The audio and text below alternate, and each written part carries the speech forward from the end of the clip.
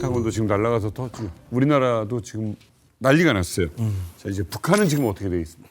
말씀하는 순간 북한에는 한 번 더 광 평양 상공에 엄청난 굉음과 섬광이 발생합니다. ICBM을 북한이 미국을 향해 쏜 지 52분 만에 미국이 보복으로 발사한 핵미사일이 평양 상공에 꽝 하고 터져 버리는 거죠.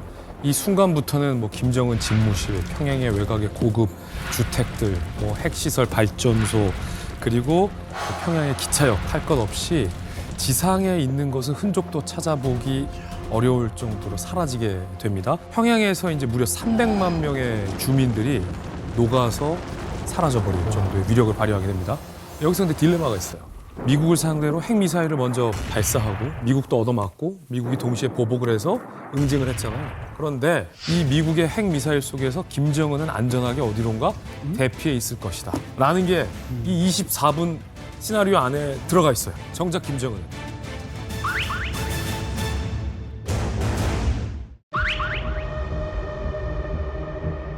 일단 그 핵전쟁이 시작되면 제가 북한에 살 때도 김씨 일가가 그 살만한 그런 지하벙커가 다 있다고 들었거든요. 저는 이제 자강도에 있을 때 자강도 쪽에 뚫어놨다라는 그런 루머를 들은 적이 있었어요. 왜냐면 자강도가 화강암지대거든요. 그래서 지금 거기 군수공장들이 다 이렇게 그 땅 밑으로 들어가 있는데 그 자강도 만포 앞이 바로 중국 지안이라는 것이거든요. 그쪽으로 해서 이제 땅굴을 뚫어서 자기네들은 일단 유사시에 도망간다라고 이제 알고 있어요. 우리도 다 그렇게 알고 있고. 그리고 어느 정도까지 지하벙커가 많이 있냐면 김부자 동상이 38,000개가 넘는데 그 동상이 이렇게 전쟁이 일어나면 이렇게 밑으로 쭉 벌어지면서 이렇게 쑥 땅으로 들어간대요. 마찬가지야, 되게.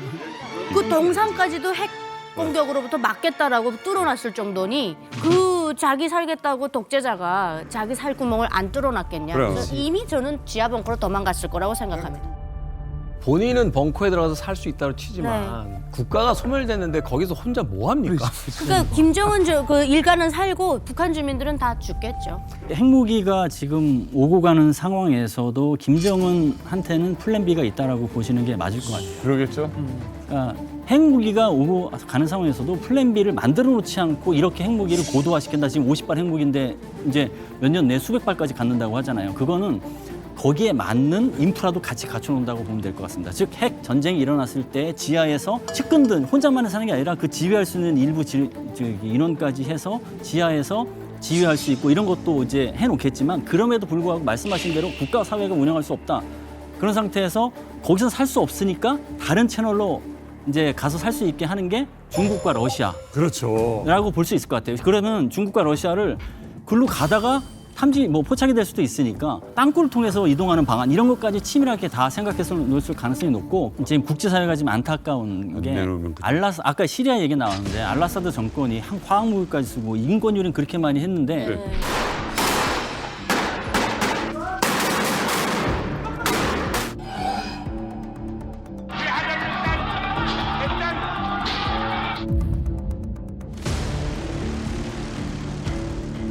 러시아가 망명 받아줬잖아요. 맞아요. 받아줬다고요? 네. 그러니까 이게 지금 뭐 김정은도 그 똑같이 그 정도의 기대치는 있을 겁니다. 그렇게 되면 이 핵 전쟁 시나리오에서 김정은 지휘부가 제거되지 않은 상태에서 이런 핵무기가 더 많이 오고 갈 수 있거든요. 그렇죠. 그럼 김정은 지휘부가 과연 제거됐는지를 확인하는 과정에서 땅굴을 이용하든가 그러면은 확인이 안 돼서 굉장히 오랫동안 상황이 전개될 수 있습니다. 그렇죠. 그래서 그런 부분까지 시나리오 구체화하는 측면에서 고민해볼 지점입니다. 주민들만 불쌍한 거죠. 실질적인 위협으로 본다면 북한의 미사일이나 이 화학무기 공격 이게 더 위험하게 느껴지는데 여기에 대응할 만한 방법은 없을까요? 그러면은 과연 이거를 어떻게 하는 게 정말 막는 것이냐. 북한이 화학무기든 아니 핵무기든 쏠 준비를 다 해놓고 이제 30분 내로 쏠 상황이다. 그러면 가만히 있는 게 바보죠, 사실은. 그렇죠. 그래서 선제 타격이 있어서 그 선제 타격 개념을 킬체일 개념으로 만들어놨고 다만 예방 타격하고 비교해서는 예방 타격은 국제사회에서도 용인을 안 하는데 선제 타격은 용인을 합니다. 예방 타격은 북한이 10년 후에 우리나라로 핵무기를 발사할 수가 있어. 그래서 없애버리겠다. 그거는 이제 국제사회에 용인 안 하지만 선제 타격은 자위권 차원에서 인정을 해주기 때문에 선제 타격이 한국형 삼축체계에 들어가 있는 것이고 네. 그럼에도 불구하고 몇 발이 살아남아서 하늘로 떴다. 그러면 그것을 요격하기 위해서 KAMD 한국형 미사일 방어 체계가 가동되는 것이고 네네. 거기 요격을 했는데 그 중에서 또 한두 발이 남아서 떨어졌다.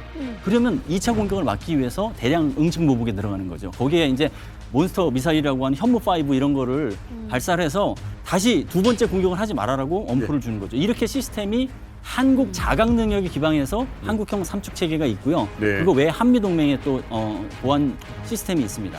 핵전쟁이 나고 1시간이 지났어. 뭐 이제 뭐 한 2시간 지나고 뭐 세계 뭐 전도 초토화되고 이제 뭐 어수선해지고 한국도 지금 피해를 어마어마하게 봤고요.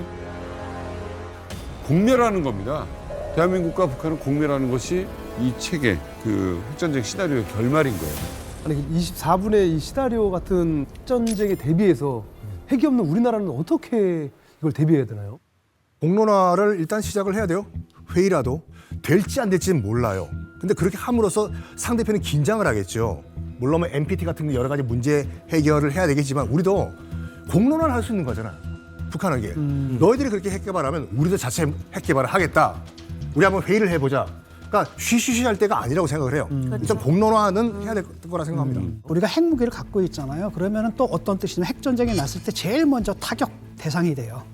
왜냐하면 생각해보세요. 내가 핵을 갖고 있는데 저쪽 때릴 때 멀쩡한 뭐 전원도시에 때릴 겁니까? 어디 때릴 겁니까? 그게 아니라 어디예요? 핵무기를 할 수 있는 곳에다 때리게 돼 있거든요. 그래서 뭔가 그 역설적인 측면이 있겠고 그래서 저 같은 경우에는 좀 시간을 좀 두고 보면서 사실은 미국의 핵 우산 아래에 있는다는 게 제가 볼 때 우리가 찾아낸 가장 현명한 현실적으로. 전 세계가 찾아낸 현명한 해결책이니까 아직까지는 너무 서두르지 않는 게 좋다. 국가가 가지고 있는 행위 중에 가장 높은 수준을 정치적인 숙의라고 해요. 그러니까 우리가 지금 핵을 안 가지고 있는 것은 못 가진 것이 아니라 한국과 미국, 국제사회와 대한민국이 끊임없이 대화를 통해서 정치적인 숙의를 통해서 갖고 있지 말도록 하자고 한 결론의 일부라는 거죠. 외교. 그러니까 없어, 북한은 있어, 우리 어떻게, 이것보다는 이게 결론이었다. 지금까지 최선의 결론은 아닐지라도 차선이었다. 그게 네네. 첫 번째고요. 두 번째는 핵무기를 가진 사람들을 뭐라고 하냐면 방금 너무나 좋은 제스처 써주셨는데 서로의 머리에 총을 겨누고 있는 사람들이라고 얘기를 해요. 그런데 지금 우리는 그 총의 방아쇠에 우리 손가락을 반드시 넣어야 되겠다는 거잖아요. 근데 사실은 북한의 머리에 총을 겨누고 있는 사람이 있습니다. 그게 미국이죠. 한미일 협력체가 있습니다. 한미일 협력체는 지금 북한이 미사일을 발사하면 실시간으로 미사일 발사 정보를 공유하는 체계까지는 왔어요. 네. 그러면은 앞으로 뭐 할 것이냐? 연합 작전을 좀 고도화시키는 측면이 필요한데 그거는 탐지, 추적, 요격까지 한미일 3국의 이지스함이 공유 정보를 공유하고 특정한 지역에 배치해서 단계적으로 요격을 할 수 있는 시스템을 갖추면 좀 고도화될 수 있겠다. 네네. 그러려면 한국 이지스함에도 SM3를 탑재를 해야 되는데 지금 사업이 진행되고 있어요. 네. 지금 카이다에서 조건부 타당이 이제 나와서 탑재를 하고 있는데 확장 억제에서 항상 걱정하는 게 미국이 정말 한국을 반기하지 않을까? 걱정이잖아요. 근데 한국의 이지스함으로 SM3를 이용해서 미국으로 날아가는 야시의 뱀을 미리 요격할 수 있다면 미국도 한국 반기하지 않을 거야 얘기할 수 있잖아요. SM3를 단지 전술적 작전적 측면이 아니라 전략적으로 쓸 수 있는 부분이 많아서 네. 그 부분을 잘 활용해야 된다. 지금 있는 체계에서 최고로 업그레이드할 수 있는 게 무엇인지 먼저 고민해야 된다 이렇게 생각이 듭니다.